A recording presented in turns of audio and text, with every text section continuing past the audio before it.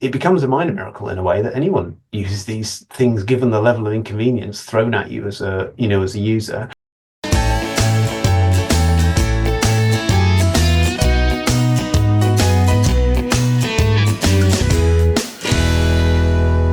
Welcome to Calling All Stations, the transport podcast. I'm Christian Wommer, an author and journalist who has covered transport for the past 30 years. In every episode, we try to keep you up to date with the most engaging news stories, policy developments, and interviews in the transport world. And with me is my regular co-presenter, Mark Walker, who has spent decades looking at transport policies and legislation. So, Mark, what are we covering today? Hello, Christian, and hello to our listeners. We'll be looking later on in this episode at the reform programme for railways in Great Britain, which has taken a big step forward this week. And also we have an interview with Richard Dilks, who is the Chief Executive of CoMoUK, which is the organisation for shared transport, promoting the social and economic and environmental benefits of things like car sharing, bike sharing, and e-scooter sharing. But before we go into any of that, we should update our listeners on where you are in the world this week, because a few weeks ago we were big in Japan, or rather you were, while I was still here in Peterborough in the UK. But where are you in the world today, Christian? Well, I'm afraid I'm in the same direction, but not quite as far. I'm in India. And indeed, to be specific, I'm in Darjeeling. And I'm sure that certainly the train buffs amongst our listeners will know that I'm bound to have been on the Darjeeling Himalayan Railway, which I must confess I didn't get all the way up the hill with it, but because it is very slow. It takes about 7 or 8 hours to cover some 60 or 70 miles from the valley bottom up to 7,000 feet at Goom, and then it goes slightly down a bit to reach Darjeeling, where we're at 6,000 feet. So I'm in India to actually give lectures on a luxury train run by a company called Golden Eagle. And I'm going to give a series of lectures. But in the meantime, I stopped off at Kolkata, where I flew to. And I must say, Kolkata is a fairly depressing place because I was first there about 20 years ago. And it doesn't seem to have changed in the way that lots of other Indian cities have changed and kind of improved and cleaned up a bit, and you see kind of lots more signs of new types of activity, notably tech. Whereas in Calcutta, they actually seem to have not moved forward at all, and it's still pretty grubby and millions of people. And what's really depressing is that it's the last place in India that had heritage trams, and they managed to survive right through to the last time I was here, where they were still running relatively regular services. And there's actually rails down the middle of lots and lots of streets. So there's it shows that the network was there. But we went on a chartered tram ride because the normal services aren't kind of running. And I just saw an article in the Times of India which said, the police are very anxious to get rid of all the trams, these heritage trams, which of course would be a wonderful tourist attraction if they were even slightly revamped, and would be a wonderful, actually, transport innovation if they were done up in the same way that, countries around the world and cities around the world are doing up their trams, starting services that were long been abandoned and so on. And, there's several hundred cities in the world with tram systems. And yet Calcutta is, about apparently to abolish even its heritage trams because the police don't like it and there's no money to revamp them and so on. So that's, to be honest, rather depressing. But it's always great to be in India. It's such a lively, vibrant place.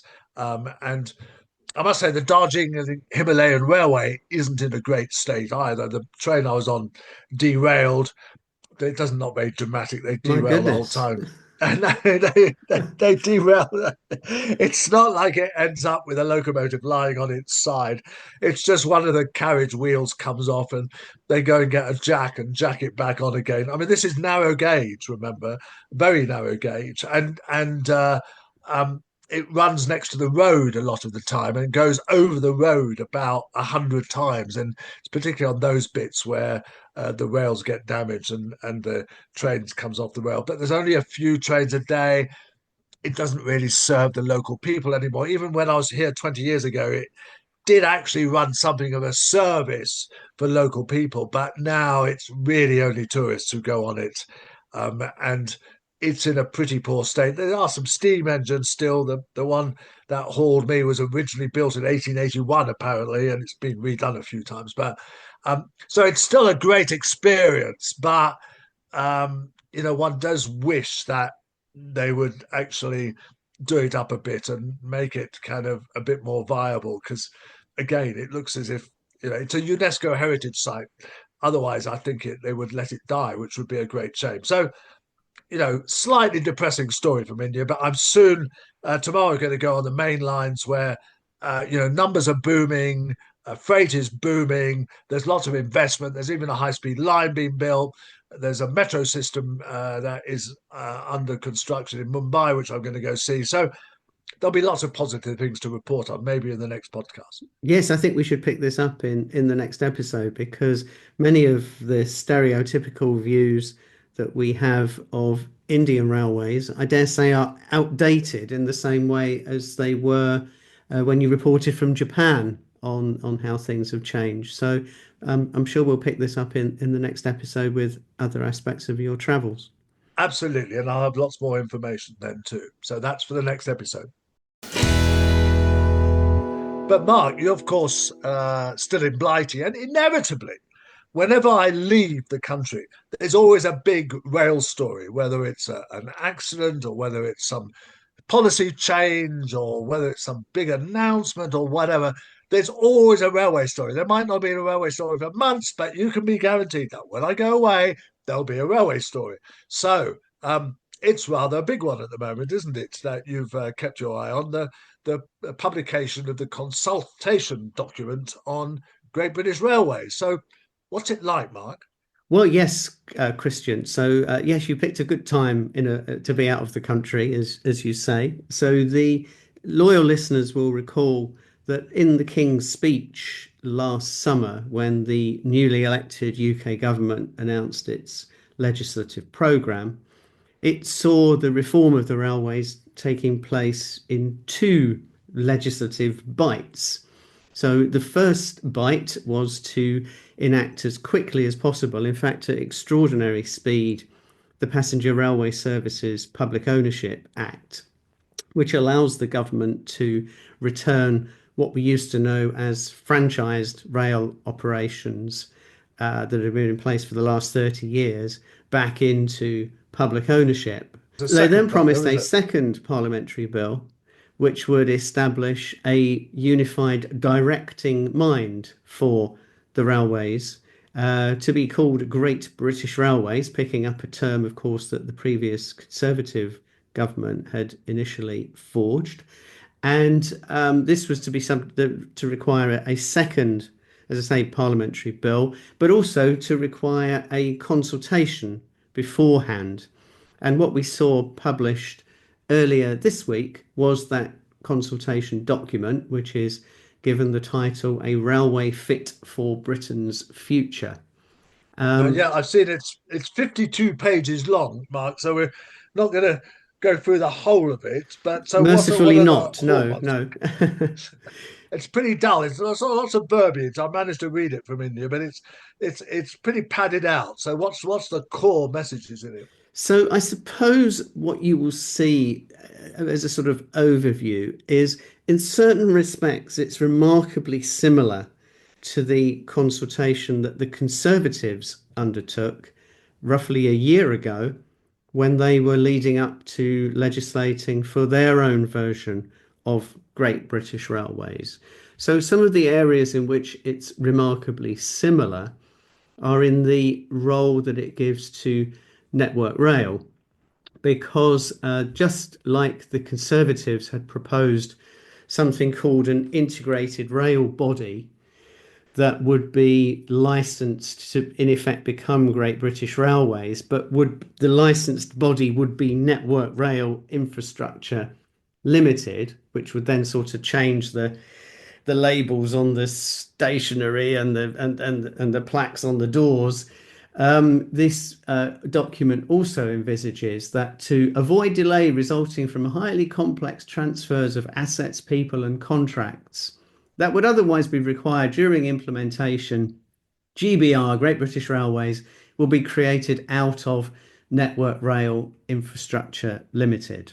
So it's kind of buried in that verbiage, Christian, but that's a very, very significant announcement and Is it? somewhat contrary to what the previous Secretary of State was talking about when Louise Haig talked about the abolition of Network Rail. This is the evolution of Network Rail into a different entity. Well, is it, Mark? I mean, because one could argue that, well, they're doing this for the, you could say that they're doing it for the reasons they've just explained, that legally it would be difficult to transfer. And I do remember conversations in the past with Peter Hendy, even before he was rail minister, kind of saying, oh, you don't want to choopy over kind of, however many people, 60, 80,000 people, you TUPE being the kind of transfer of undertakings, which means that you take over the staff on the same terms and conditions. And you don't want to do that to a new organization. Network Rail is the only organization that would be able to accommodate this kind of massive change. So you could say they're doing it for that reason. But at the end of the day, the board of GBR, whoever that might be, will actually be in charge of it. Yeah, but they're happy to TUPE, as you put it, other people, Christian. So they Right. describe how some parts of the Department for Transport, essentially civil servants, will be put into the Great British Railways organisation.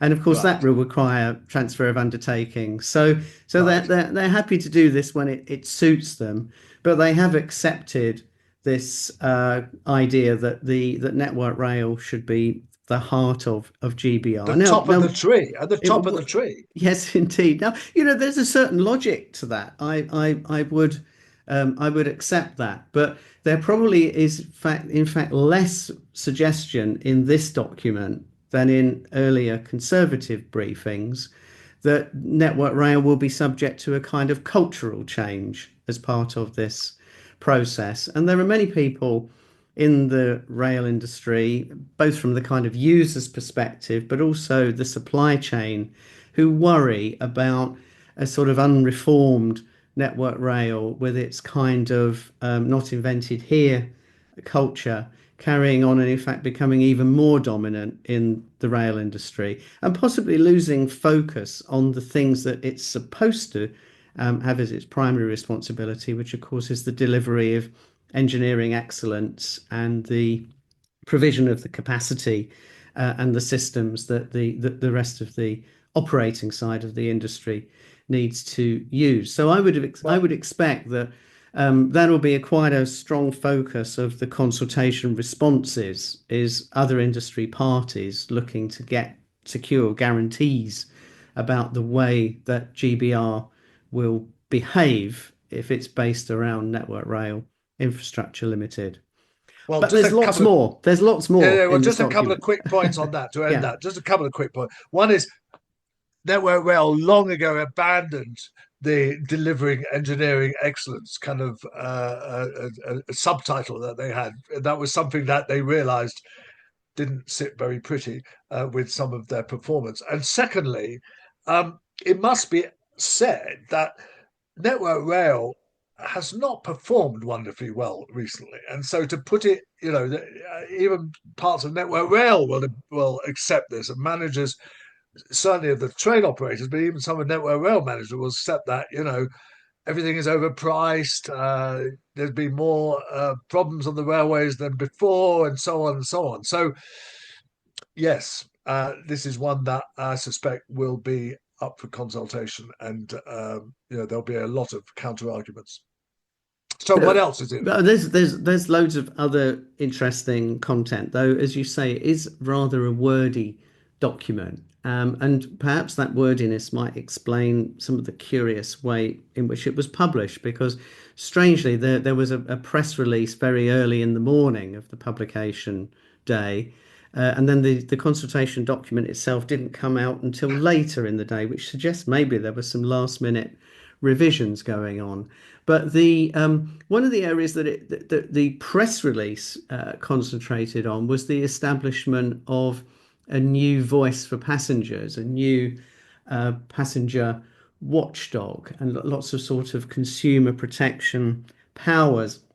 But the document goes on about this at some length. But then when you read into the detail, they may well end up using transport focus as the basis for the new passenger watchdog, which is, of Well, course, they is a very explicitly suggest they actually explicitly suggest it that, don't they? Yeah, actually says that, yeah. and so it says there is potential for the new watchdog to be built from the existing passenger watchdog, Transport Focus, which would be given increased powers, enabling it to become a strong advocate for better passenger experience.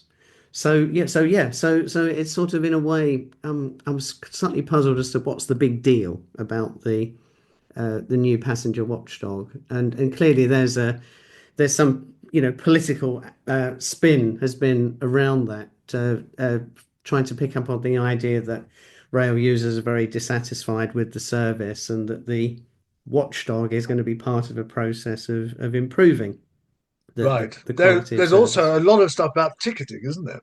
There is talk about how the government proposes to integrate all of the ticketing platforms of the existing train operating companies under a GBR platform, but still allow all the sort of flowers in the forest to bloom by the enabling the independent ticket retailers to carry on. So the likes of the train line, Uber, and so on, to continue to function and offer some sort of competitive environment to the GBR system. Though, of course, one would imagine that the GBR ticketing system is going to be such a big beast that how much competition there will genuinely be must be something that I'm sure those retailers will be concerned about. Particularly if it's free, and the retailers, the private retailers, tend to charge an extra booking fee, don't they, Yes, they to do. make profit? Though, of course, that's often the case already, and yet their customers seem happy to pay those Yes. fees, and sometimes for other benefits as well, because they receive sort of other kind of incentives and consumer related benefits, don't they, from using the Yeah. platform? I believe that's the case. Now, some of the other themes that are picked up in the document, which will be of interest to our listeners, are, of course, at its heart is the the kind of parallel process that I described earlier of returning the passenger transport, the passenger operating franchisees, as they were, to public ownership, and integrating them with Network Rail into the GBR organisation. That's the absolute kind of flagship part of the government's policy, Yeah. which it believes will reduce the amount of interfaces between the different parts of the railway organisation, and thereby reduce costs and increase efficiency. So that's the kind of big political gamble from all of this, is that as a result of that process, passengers will see more reliable, better connected, more frequent services. And there are proposals in there, some quite detailed proposals on how GBR will be managed in order to facilitate that. So we'll see the end of the train operators paying access charges to Network Rail as it was, and the associated contracts and performance regime that existed hitherto. But there are references, of course, to open access operators, which was an issue we discussed in the last episode of this podcast, and trying to work out just how enthusiastic the government really is about open access operators running to sort of fill the gaps in the market and to be in competition with the state operator, the dominant state operator. And I think in Transport Questions in the House of Commons just last week, Transport Secretary was sort of fairly kind of dismissive of the role of open access operators and the share of the market that they are responsible for. But I think this document is slightly more positive about how they might be facilitated and contribute to But the industry. but but they're going to have to pay track access charges, They aren't they? will. They will. That's right. So That's it right. depends how what level you set the track access charges. I mean, you Indeed. could Indeed. completely mess them about by charging them, some of the kind of maintenance expenses as well as the kind of operating expense, as it were. So, as I understand it, one more thing probably you're going to talk about that the role of the Office of Road and Rail is actually going to be diminished in all It this. is in quite a number of respects that there you can't help but feel that throughout the document there's a tendency to see less of a role for the Office of Rail and Road in providing access to the network for these competing operators, more of the kind of directing mind, but also very importantly a reduced role for the ORR in determining the financial structure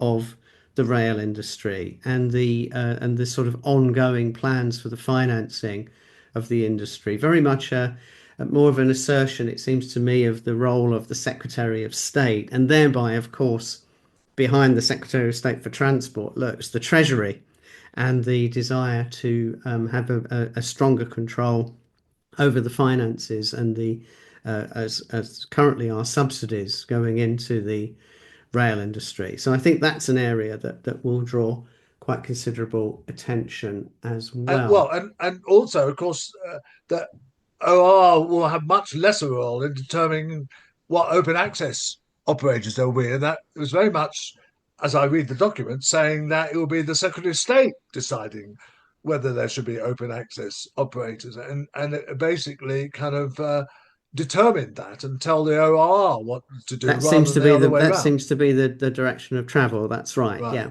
yeah. And of course that this is gets into tricky areas because open access operators are currently in the process of buying lots of new trains and helping to keep the train We've discussed factories this. Yes, open. yes, indeed. So that's a sort of double-edged issue there. No, And then you say, yeah. finally, on this subject, Christian, which is I'm sure something we're going to return to over the course of 2025, there's a big section in the report on the consultation document on devolution, the relationships with the Scottish and Welsh governments and the increasingly the metro mayors, of which there will be many more in England through the government's parallel devolution proposals, and the kind of relationship that there will be with these devolved authorities, what say they'll be able to have over the kind of services that operate in their respective territories. So that's a big area as There's well. a complicated organogram about this as well, with lots of colours and kind of different types of devolution and God knows well. So it's a very complicated little bit of the consultation paper, isn't it? Yes, it is, and I think that's an area which has a long way to run. It was interesting that in the news release, the Department for Transport was keen to include some quotes from a couple of the metro mayors saying, "This is great, this is a brilliant reform, and we're really, really pleased to see it happening." But I think that might disguise that bit of tension underneath the surface there between the desire to want to run a single directing mind GBR organization and the desire to have this local control. And one other factor in a sense around that directing mind, of course, that we mustn't skip over is the role of freight in the rail industry.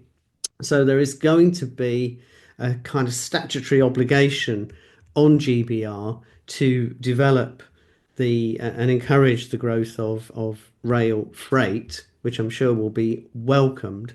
But you come up against this point again that GBR will have a certain level of conflict of interest because it will be the dominant passenger operator and will be seeking to have as much of that capacity as it can get hold of to run more frequent passenger services where the market dictates that that's a good idea. And of course, in many of those on many of those routes, that's where the freight operators will be trying to find the capacity as well. So who arbitrates in those kind of situations will be a cause of some controversy, I think, going forward. Okay, so to conclude, a very good summary, Mark. Essentially, the what is Labour is often accused of being statist is certainly at the core of this. I mean, the government will have a much more direct, strong role via GBR and sometimes directly from the Secretary of State. Would it be right to conclude with that? I think it is a fair observation, but there's different kinds of statism. So you could have a statism that is Well, the about kind SWP of version of the IMG version. no, I would say slightly differently. I would say there's a statism which says the best way to grow the railway and make it more successful is with this greater preponderance of central government control.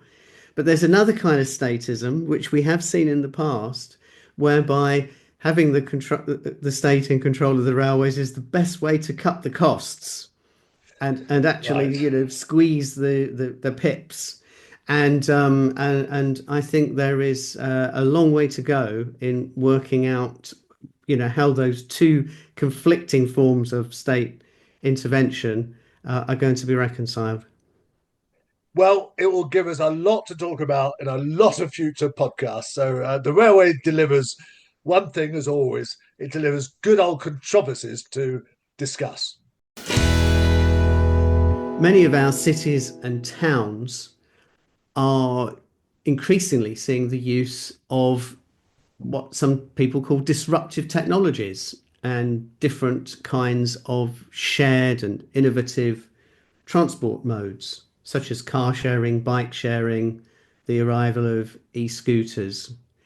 There's an organisation called Collaborative Mobility UK, or CoMo, that is the organisation that's representing all of the people involved in that sector. It's actually a charity for the public benefit of shared transport and includes things such as car clubs as well.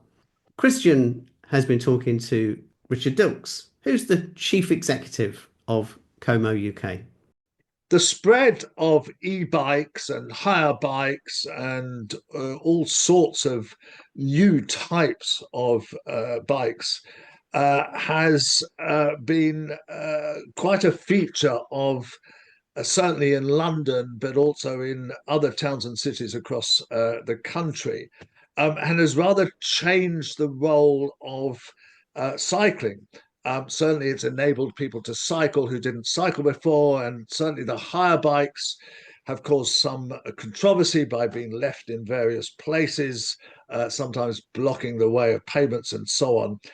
And so, to discuss these issues, I thought it'd be a good idea to talk with Richard Dilks of Como, who has been long campaigning on the issue of shared use, cycles and the like, and has some strong views on the subject. So, Richard, welcome to Calling All Stations.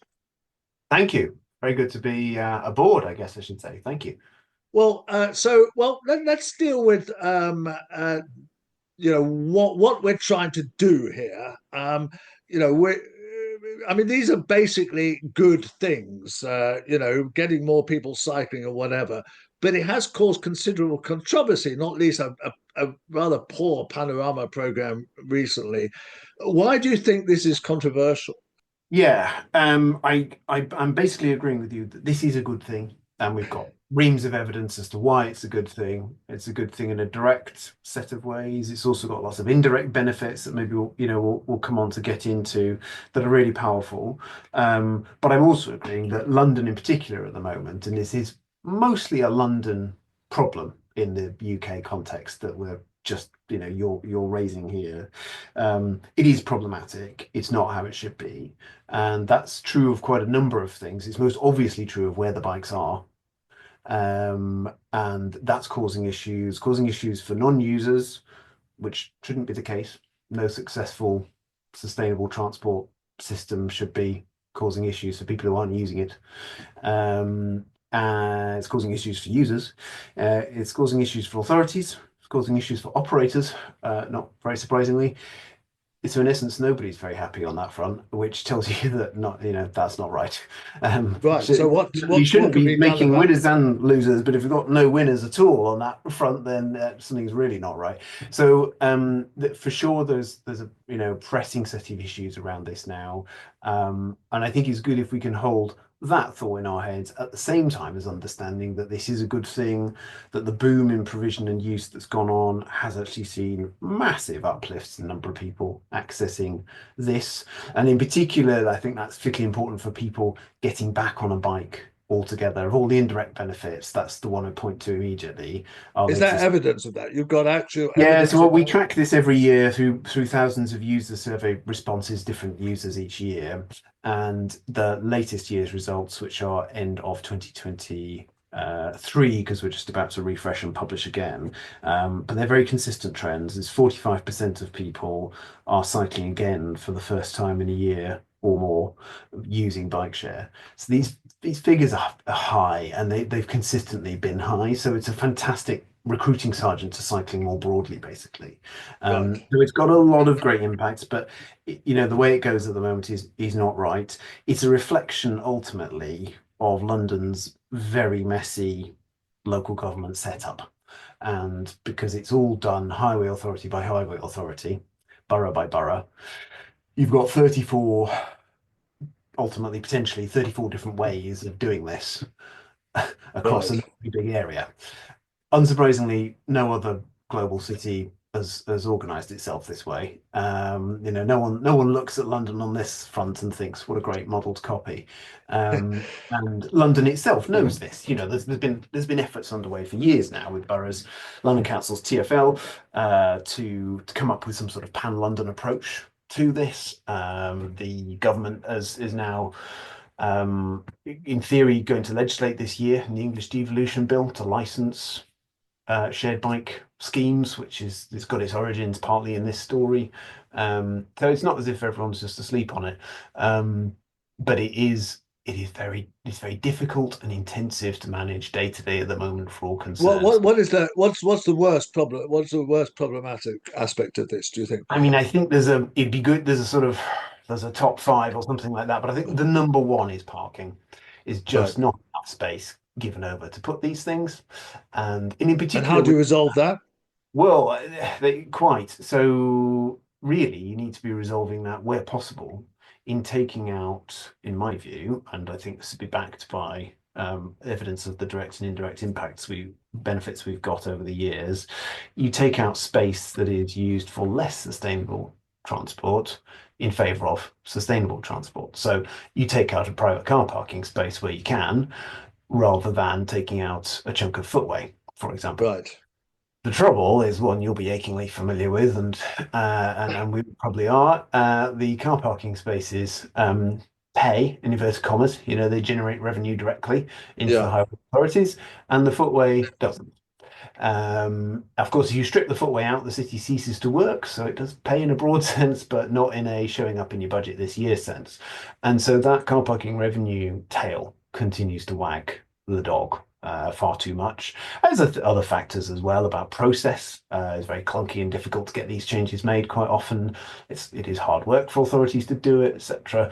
But not enough space, and not enough space in the right places is, I think, the number one problem area. But you've underlying that, you've got this patchwork court problem. So you've got operators contracting with authorities, but not in any coherent uniform way because they can't, neither side can.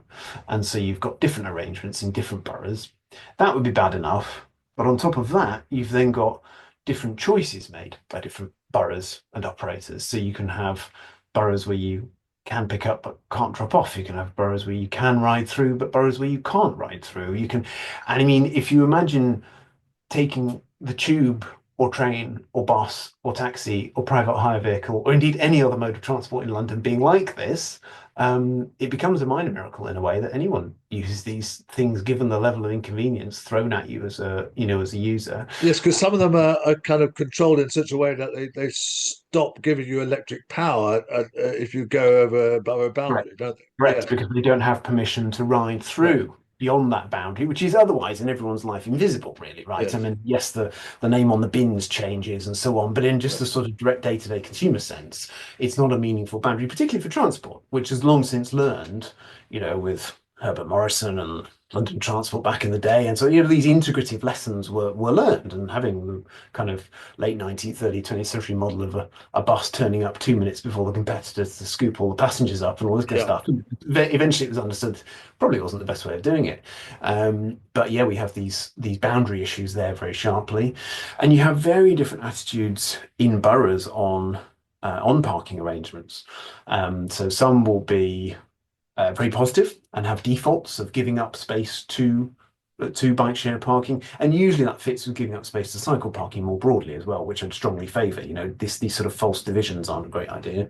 But some others at the other end of the spectrum, just will not give up car parking spaces at all for anything. right. I mean, another aspect of the problem, and I don't know how much this is just a London problem, but there are a lot of souped up electric bikes, which are not the ones for hire, which often, it is fair to say, it's delivery drivers use to go pretty fast. I mean, they're supposed to be controlled at 15 miles an hour, but they go much faster. They're not pedaling. And these are really sort of electric scooters that mask as bikes. And Yeah. that's another issue, isn't it? Yeah, it is. I'm glad you say it's another issue because Panorama didn't really handle it in that way and ended up mashing together these It these did, two. But yes. actually, we need to disentangle them and understand them, I think. So essentially, absolutely, we've seen basically the emergence of an undesignated vehicle class here over the last handful of years. Yeah. First there were a few, it was a trickle, and now it's more like a flood. And no one's got a grip on this. They And some as of you them say, built they're like not. tanks. I mean, they have little Yeah, wheels and they they're, charge they're about, not. and They're somebody's not going the to higher get bikes.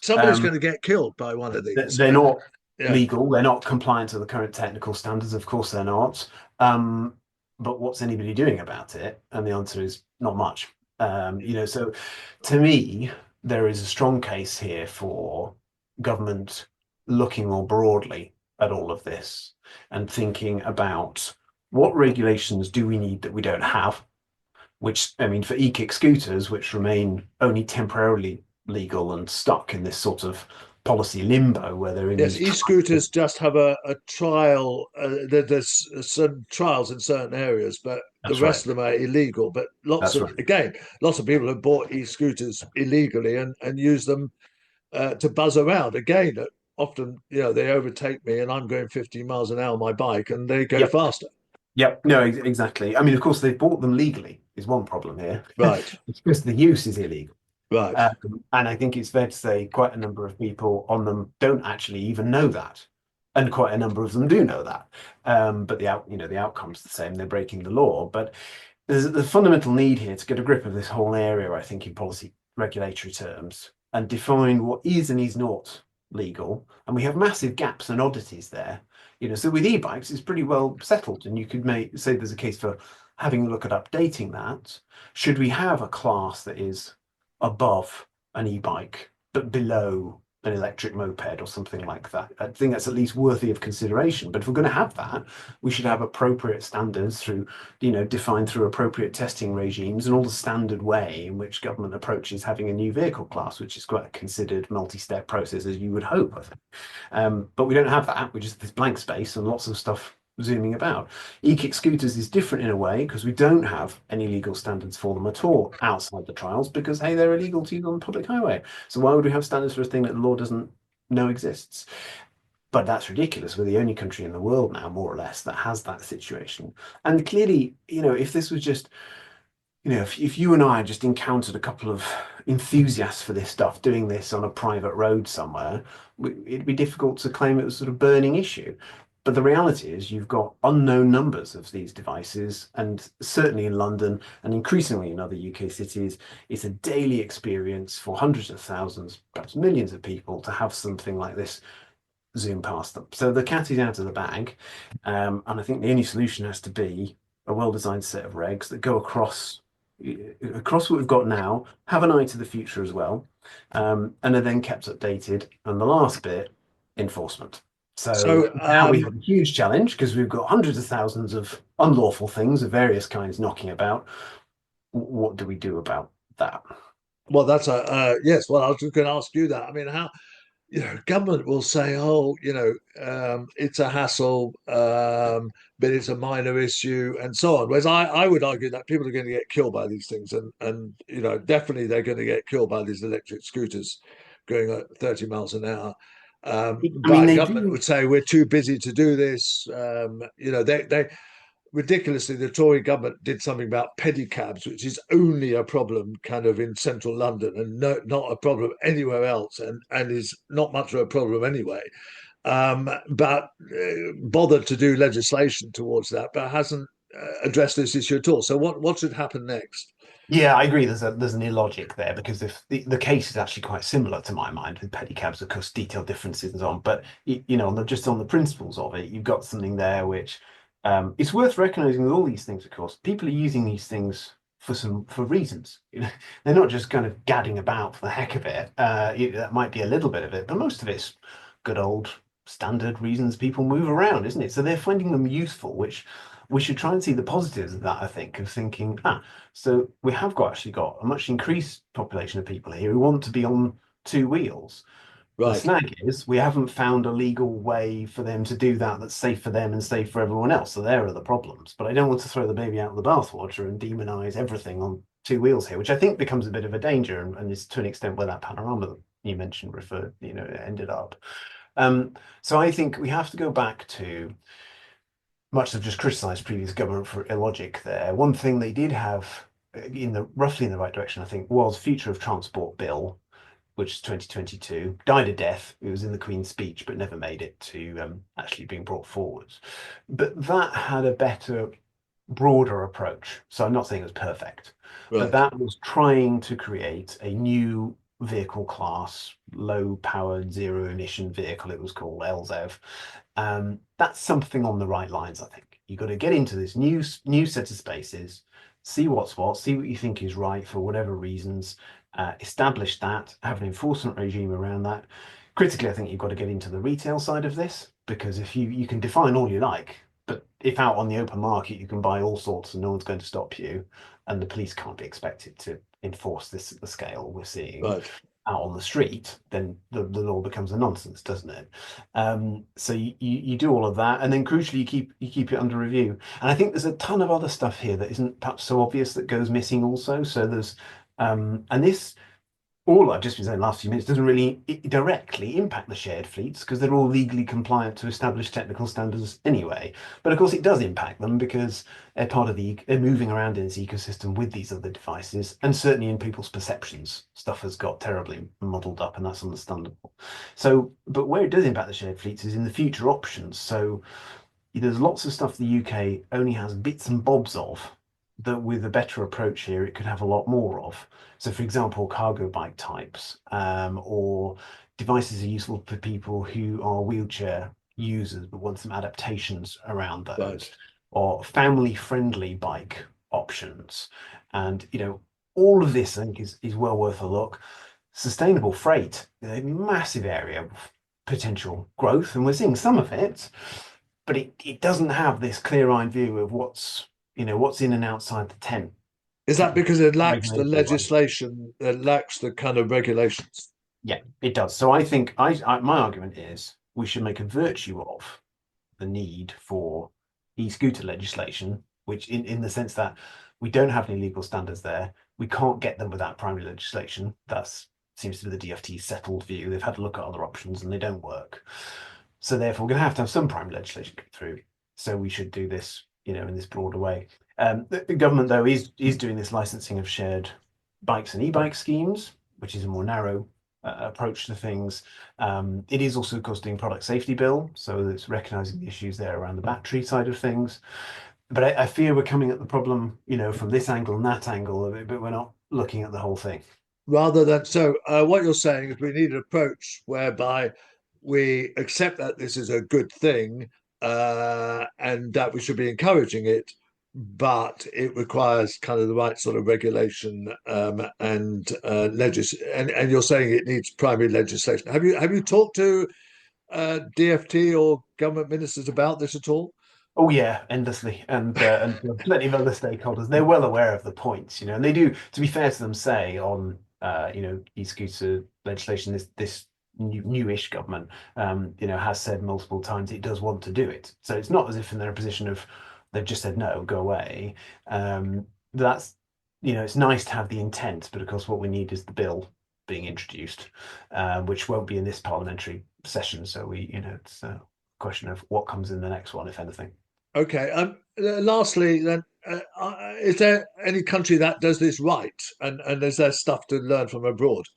Yeah, I mean, clearly nowhere does it perfect, of course, but Right. there definitely is a lot to learn from abroad, and we've just actually the survey on this licensing approach on bike share closed last week, and one of the points we made in our response to that was an offer to DFT of engaging on exactly this point of how do other jurisdictions that have gone further and faster manage this.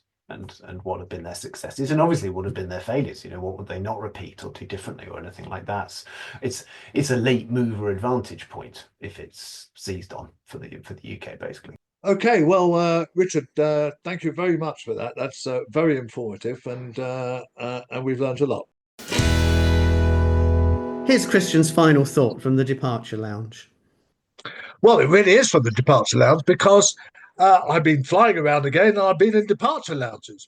And this time I flew to Kolkata with Emirates via Dubai. And there's the good and the bad about this because the flight itself, or both flights, were actually great, particularly the first flight in an A380 aircraft, which is capable of getting off the ground despite being able to carry up to 800 people. It actually usually carries about 550 because it's configured that way. But that's a quite extraordinary experience that they can actually do that. And it's very comfortable. The food's not bad at all. There was absolutely amazing choice of films to watch. So that's all a great experience. The problem is I had to spend 6 hours in Dubai airport in the middle. And that really is pretty depressing because it's one of those ersatz places that could be anywhere in the world. So you can get, mozzarella paninis and you can get hot dogs and, you can get some Chinese food and whatever. And in a way, that's wonderful. But in a way, it's kind of absolutely nothing to do with the local culture. And it seems, you're really in this bubble of being in this kind of international place, which is very busy, but is completely soulless. But so, it wouldn't put me off flying by the same airline, but it is just, if you can at all avoid it, anything more than an hour and a half in Dubai airport is a bit of a nightmare.